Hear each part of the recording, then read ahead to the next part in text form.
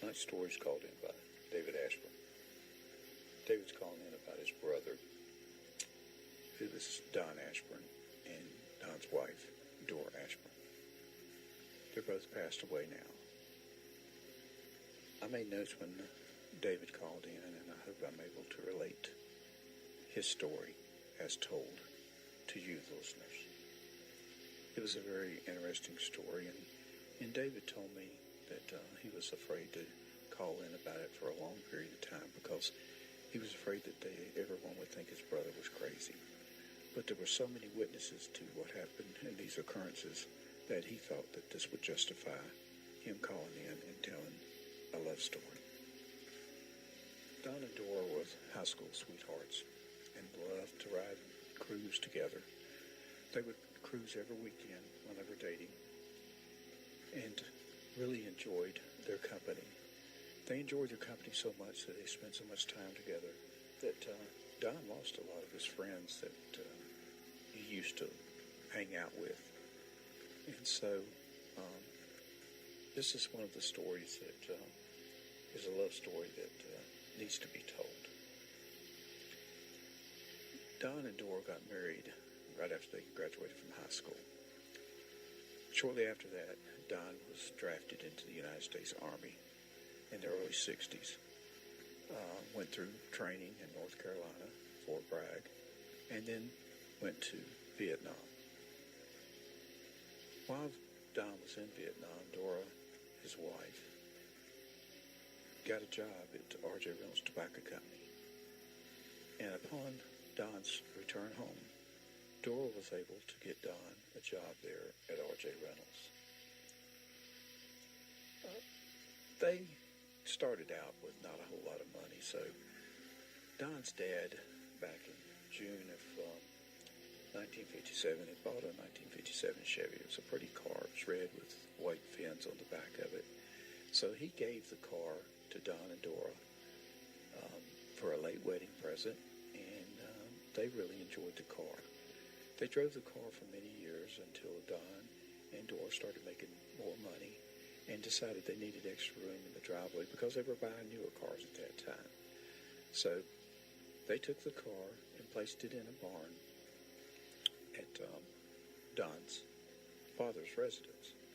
The car sat there for many years, and it would gather dust, and it had rust, and it was just one of those cars that was a beautiful car at one time, but now it needed a lot of work.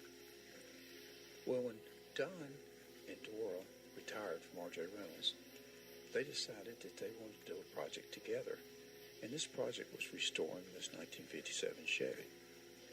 Don had some mechanical background, and Dora had a sewing background.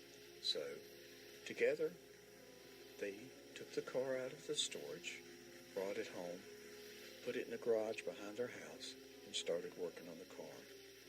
Don spent many hours working on the mechanics of the car, redoing everything, putting new parts in. Dora spent her time working on the interior of the car and was restoring the car back to its original state. During this time, they put a lot of loving hours into this car, and this project took about a year to complete. So after about a year, they had the car completed, and they started taking it out to car shows and cruise-ins. And of course, the car was in immaculate shape, so it started winning trophies and prizes, and they really enjoyed taking it out to the point where all they would talk about is the 1957 Chevy. So, that was running people away just like it did before when they were first in high school. But they enjoyed it. They talked about it, and they spent a lot of times with the people that they that really enjoyed this type of thing with them. The strange things happened after a period of time when Dora got very sick. And when Dora got very sick, she passed away. Don placed the car in his carport and didn't drive the car for about a year because they did everything together, and so she was not there, and so there was nothing for him to do. After about a year, Don decided that he was going to get the car out, and he was going to fix it up and clean it up and get it ready, and he would go to car shows again and cruise in with people that he knew and that liked to talk cars. And so that's the way he would spend his weekends that were very lonely after Dora passed away. The first time he got the car out and was cleaning it, the radio came on in the car. And Don thought this was strange because he had the keys in his pocket. And the radio seemed to scan stations, and it stopped on Pretty Woman. And Don thought that was very surprising. So he got in the car, and he turned the radio off and shut the door and started to walk away. When he looked back, the car's passenger headlight came on and went off, kind of like the car was winking at him. Don thought, boy, I've got some electrical problems with this car, so I've got to check it out. Well, he went into his house, and he was tired, so he went to bed early. Well, during the night, he realized it was raining outside, and he forgot to put the car in the carport.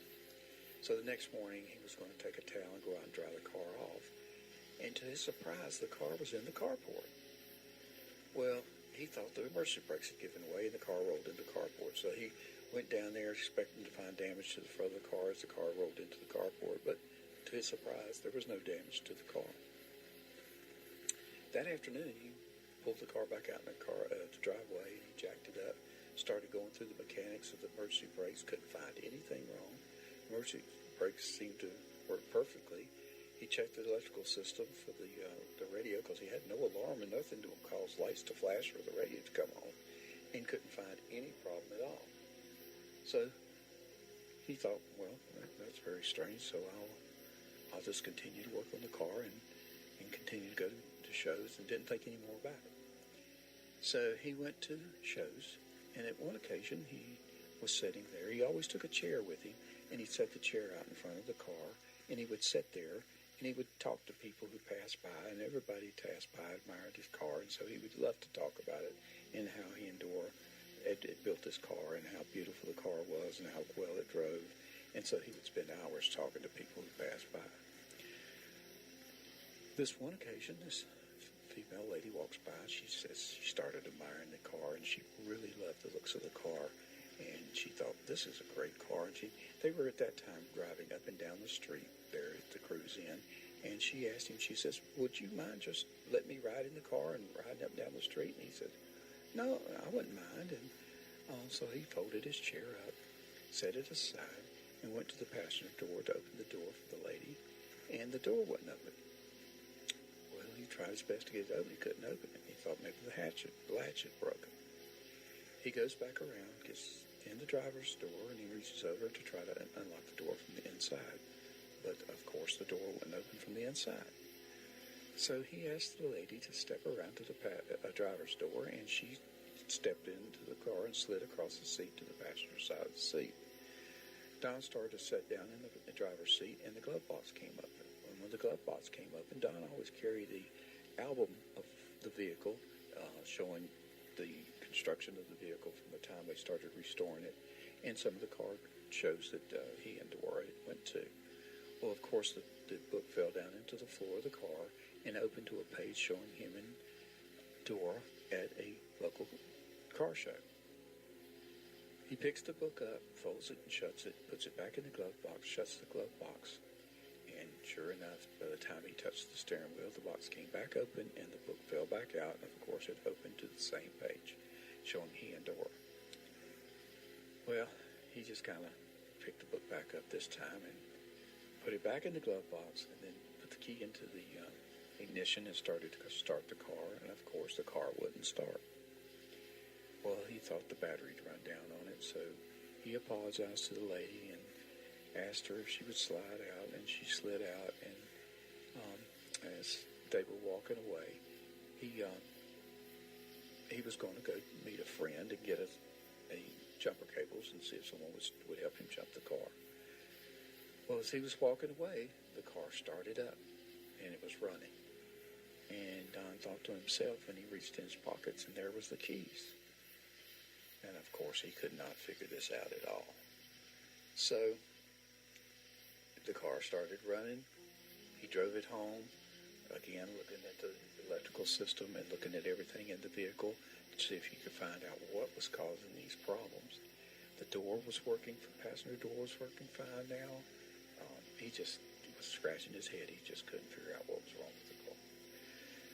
The next occurrence occurred when he was driving to a mall. He went to the mall and was taking his car, and of course he parked it in the parking lot in a safe area and started to get out.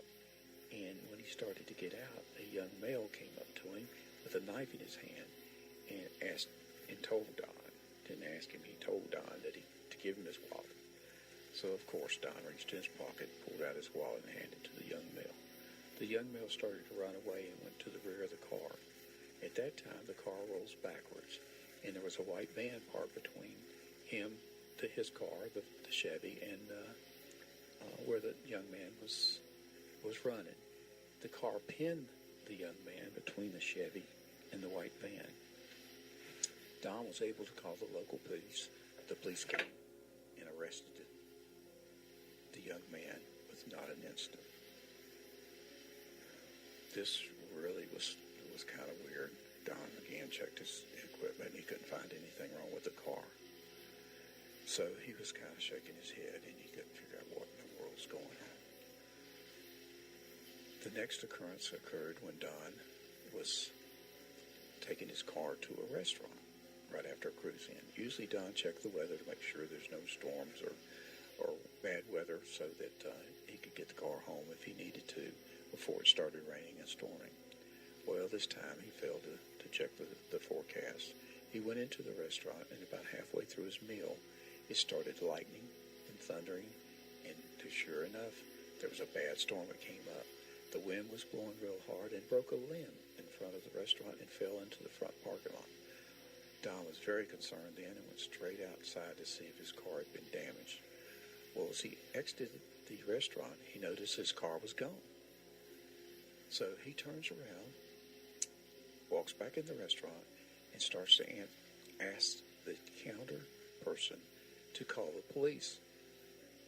There beside the counter stood one of his friends and says, "Don, your car's parked around back. I just parked around back, and it's parked back there."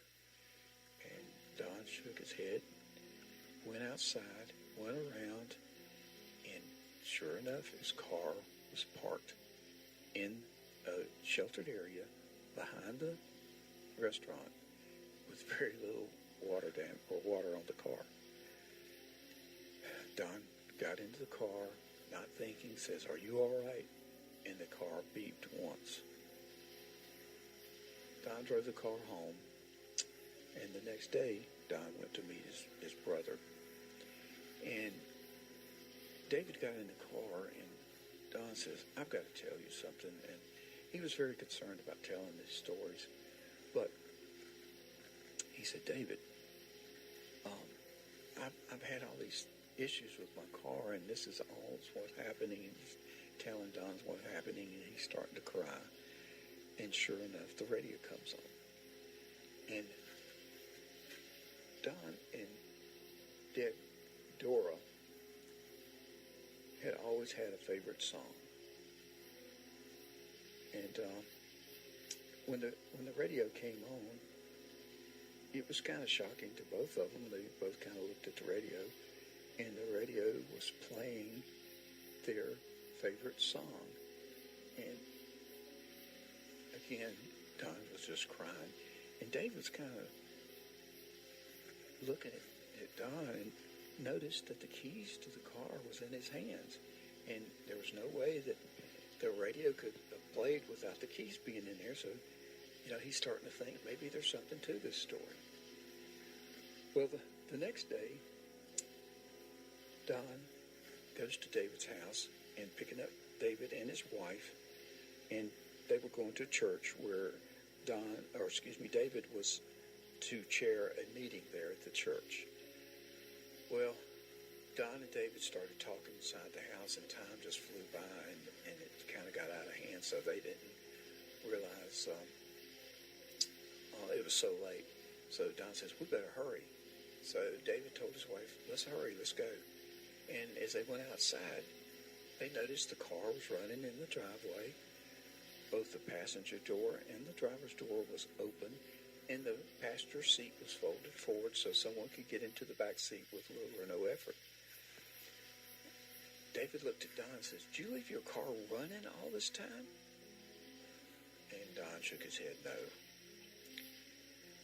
David and Don, neither one said anything to his wife, but David said that was the last time he ever got into that car. Don continued to cruise, and he'd always cruise with the album open with their picture laying beside them until he became sick, and after he became sick, he passed away. David inherited the car and had brought it home one night and said in front of his wife and the driver, he says, "We've got to sell this car. I just can't keep this car." And she agreed. So they both went in the house and they both went to bed that night. The next morning when David got up, he came outside. The car was missing.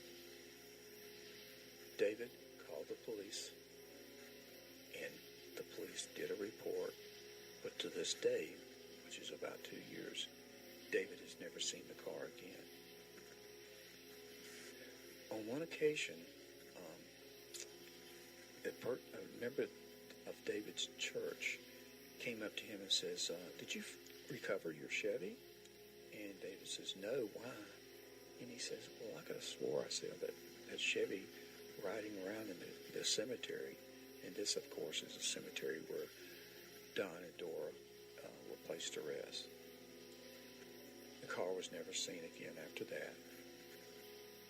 So if you're ever in a cemetery and you see a 57 Chevy red with white fins cruising through, you may be in the cemetery where Don and Dora have been laid to rest and are cruising forever.